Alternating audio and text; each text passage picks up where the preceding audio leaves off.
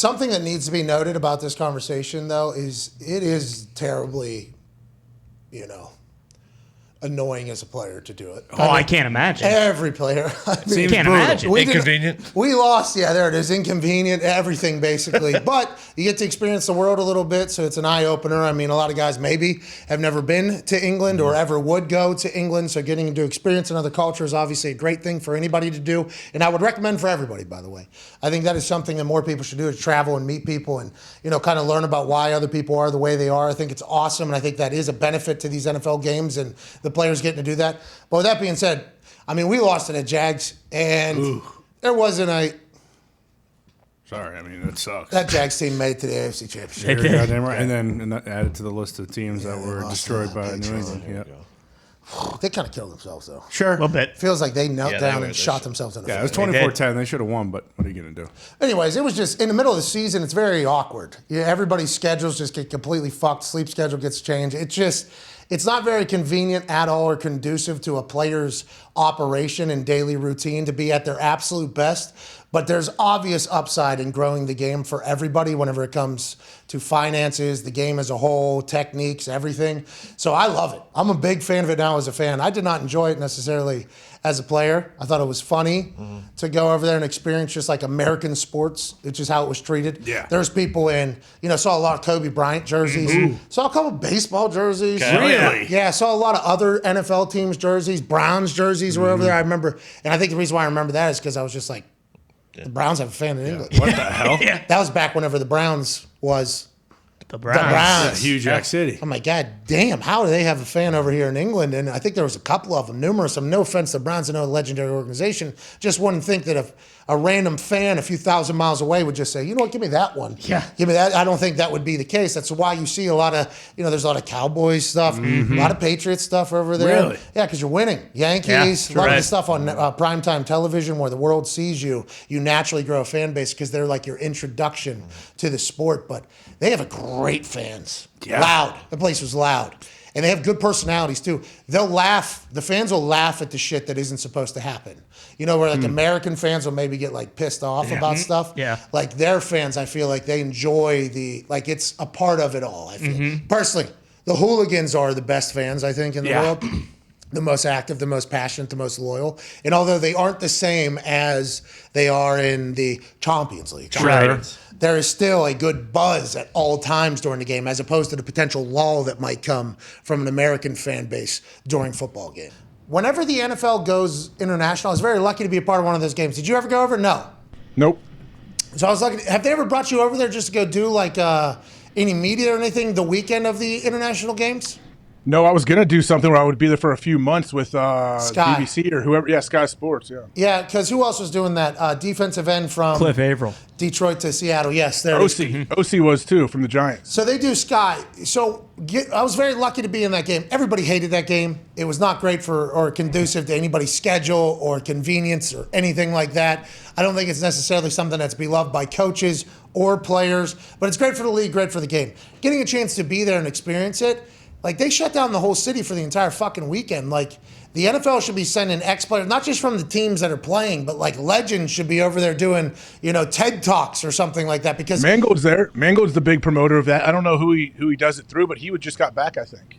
So, but I'm talking about during the weekend of these games. Like, oh, they don't do that? I assume they did. I don't think they do, because exactly. I assumed that they would too, but then we started, like, racking our brains. It's like, have we heard of anything because they have a full parade over there, and it's just NFL fans and American sports fans from all the different countries that are near coming up to that city. And I think the downtown club business does very well. Like, I think they do very well with all the NFL fans, and the pubs do it.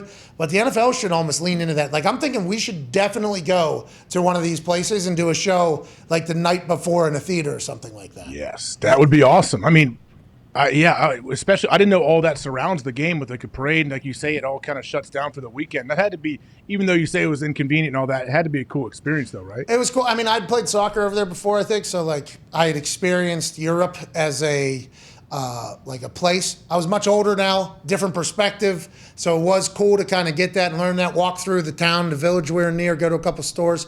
But I think for the guys, getting a chance to see a culture that's much different than their own, guys that would probably never take a trip to England or a vacation trip to London, I think it was awesome for them to see and experience. But the game and the practicing and the travel and the catching up to the sleep, I mean, it was just the week afterwards in the middle of the season, and we lost to the Jags. So if we win, maybe we have a different entire vibe about it, but it was not like a super positive thing talked about. I don't think it was talked about ever again after it happened. I think it was just like, let's just move along here. But I think it's good for the NFL, AJ.